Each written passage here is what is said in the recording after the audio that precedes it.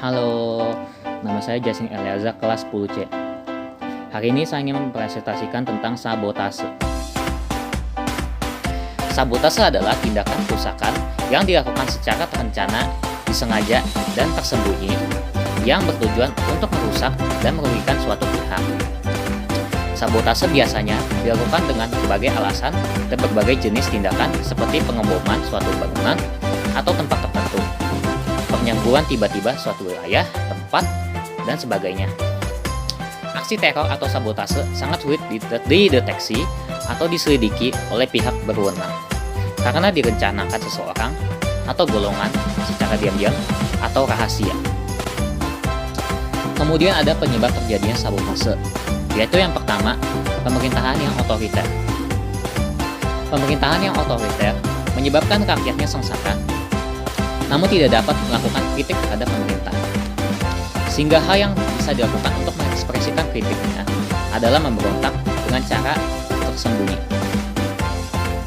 Yang kedua, ingin menghancurkan rencana golongan tertentu. Salah satu alasan yang menyebabkan orang melakukan sabotase adalah agar mereka dapat menggagalkan aksi kelompok tertentu. Aksi kelompok yang dirasa mengancam keamanan akan berusaha digagalkan ketika negosiasi sudah tidak bisa digunakan untuk menghentikannya. Yang ketiga, perbedaan paham antar kelompok masyarakat dalam satu negara maupun antar negara. Kebijakan pemerintah kadang tidak sesuai dengan apa yang dipahami dan dikehendaki oleh masyarakat. Sehingga beberapa kelompok masyarakat yang memiliki paham berbeda dengan pemerintah berusaha melakukan pemberontakan. Upaya yang dilakukan adalah dengan cara menghancurkan bangunan pemerintahan, merusak jaringan dan sistem penting negara. Tujuannya adalah mengubah dan menghentikan kebijakan pemerintah agar sesuai dengan paham mereka. Yang keempat, ada militer dan keamanan yang sangat represif. Sistem keamanan negara yang sangat represif membuat masyarakat tidak mampu menyampaikan aspirasinya kepada pemerintah. Semua hal yang dilakukan masyarakat dikendalikan dan ditentukan oleh negara. Akibatnya, banyak masyarakat yang memberontak dan melakukan tindakan-tindakan semacam terorisme, menghancurkan aset negara, bahkan mengadu domba masyarakat. Yang kelima, protes terhadap instansi perusahaan. Perusahaan yang sewenang-wenang terhadap karyawannya akan menimbulkan demonstrasi. Karyawan yang tidak terpenuhi hak akan tuntutannya bakal melakukan hal-hal yang merugikan perusahaan karena merasa sakit hati. Mulai dari perusakan alat, perusakan nama baik, dan sebagainya. Pelaku sabotase bisa sekumpulan karyawan yang sakit hati, bahkan bisa saja hanya seorang diri. Yang keenam, keuntungan pribadi. Sabotase bisa saja dilakukan karena keuntungan pribadi, individu maupun kepentingan pribadi negara. Orang merusak aset orang lain karena telah merugikan atau menghalangi usaha yang dijalankannya. Melalui sabotase, usaha yang dijalankan bisa lancar. Dari penyebab yang tadi disebutkan, ada dampaknya juga loh. Yang pertama itu menyebabkan kerugian material.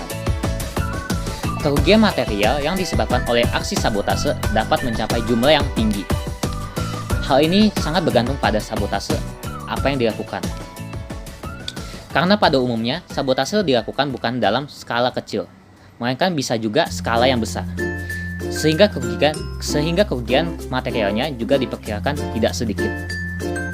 Adanya kerugian material yang disebabkan oleh sabotase ini dapat mempengaruhi hidup korban sabotase yang dilakukan. Yang kedua, dapat membahayakan keselamatan dan keutuhan bangsa dan negara.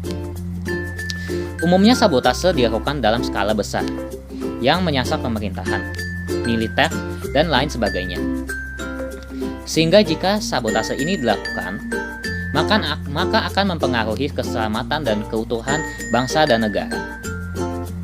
Posisi masyarakat juga sangat membahayakan. Setiap individu tentu akan merasa panik dan merasa terancam dengan adanya aktivitas sabotase yang dilakukan ini. Yang ketiga, trauma psikologis dan mental. Dampak dari aksi sabotase ini bisa menyebabkan trauma psikologis dan mengganggu kesehatan mental.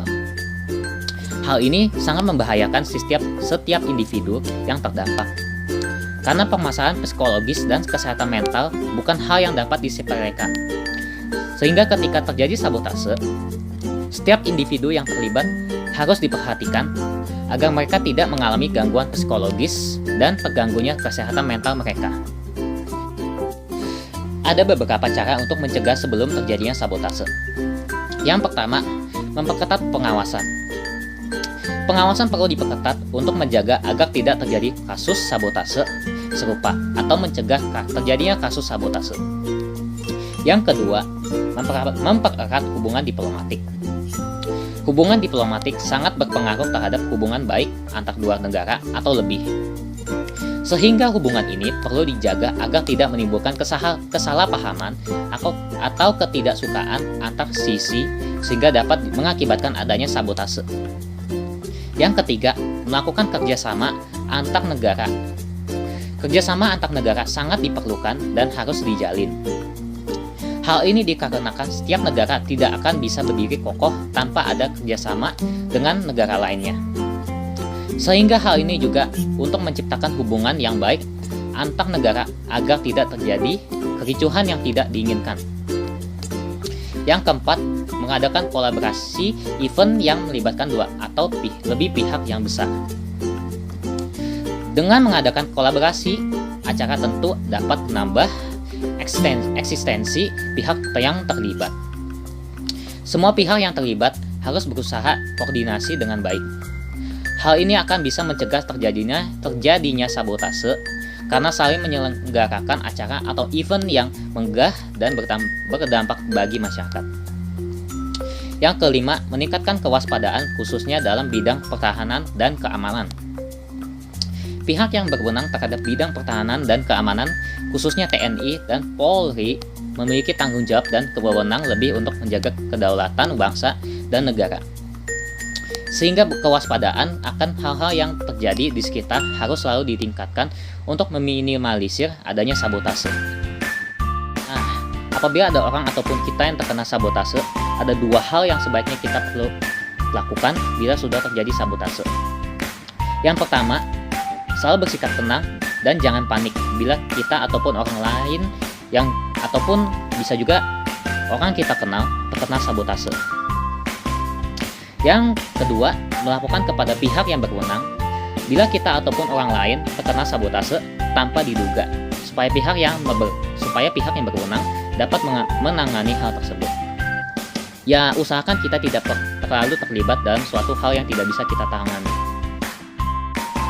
Nah, dari informasi yang tadi kita dapatkan, sabotase ternyata sangat merugikan loh bagi masyarakat ataupun negara lain. Dari yang kita pelajari, kita dianjurkan agar kita selalu tenang dalam menghadapi situasi ataupun masalah lain agar masalah yang terjadi dapat ditangani dengan baik.